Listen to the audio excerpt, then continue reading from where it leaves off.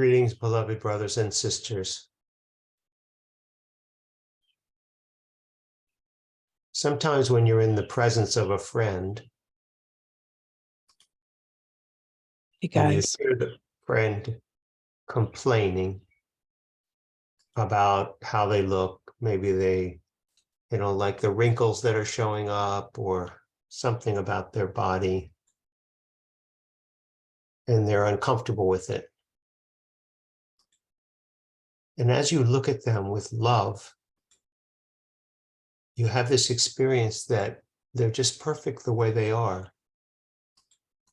And they're talking about getting Botox or something. You're like, okay, if you want to. But from where I'm sitting, you certainly don't need to. You look fine to me. And then you go and you look at yourself in the mirror and you start to sound like them. You may wonder, why is that? Why is self-love so difficult?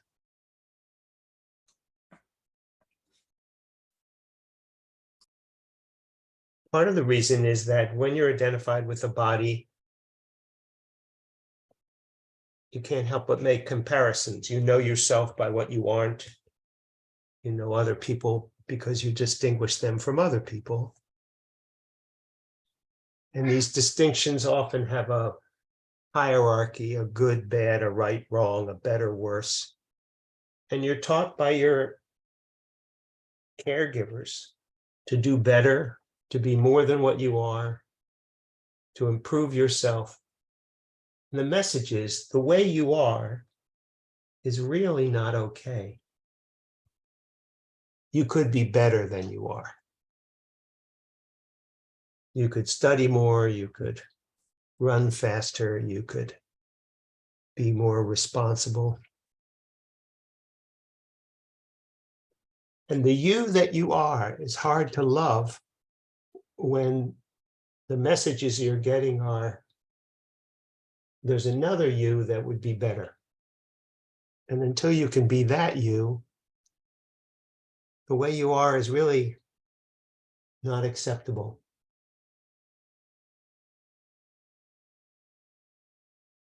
And then there's another aspect to it, which is that if you like the way you are, you may lose the way you are. You like how fast you can run. After a while, you realize you can't run as fast as you used to. You like how you look, you might lose those looks. So you become identified with even the good parts as they begin to change.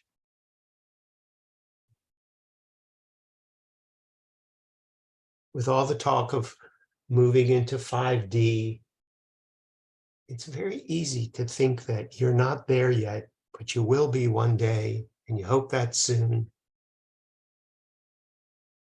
And if you try really hard, maybe you could, through the love of 4D, get yourself to 5D.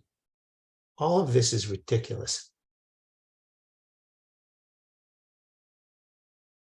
The trick to self-love starts with letting go of the idea that there's some place to get to it all. That you're already there, you're already home, you're already loved, and you've already made it. Congratulations. And everything that's happening to you is perfect, not just acceptable in a resigned sort of way, but just perfect. The obstacles you face, the pains you experience, the frustrations you have are all there for you as opportunities to bring love to whatever is in front of you, especially in the mirror.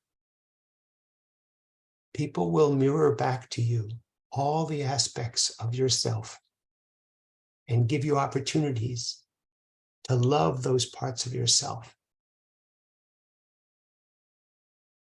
so that life while you're here starts being experienced as such a gift that you wouldn't want it any other way. There is no other way to be. many of the things that you are upset about because they are the way they are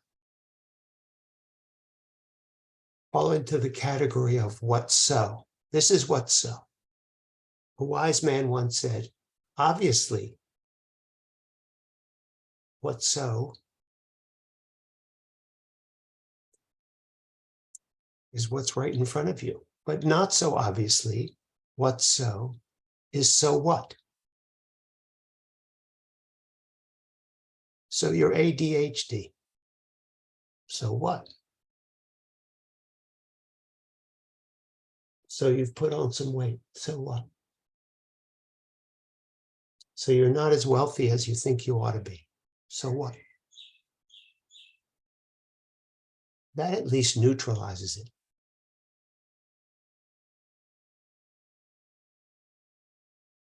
After a while, it's not just so what? It's, isn't that amazing? Isn't that great? Isn't that just perfect? Aren't I the luckiest person alive? Isn't this whole thing a gift? And you will welcome every place where you've let fear live in your life, in your mind, in your heart. And you'll bring love and acceptance to that. And use every opportunity to be kind to yourself and loving to yourself. Not just resigned, but loving every obstacle. And you realize these obstacles aren't obstacles at all. They're gifts to your awakening. They're the game you've chosen to play. And instead of saying, who, me? You say, yes, me. I'm choosing this. And I'm loving this because I choose to. You have the freedom to bring love to whatever concerns you. The more you exercise that freedom, the more grateful you will be for everything you're getting to transform. You'll realize you're not just doing well, you're doing perfectly well. I love you very much, and I'll speak with you again soon.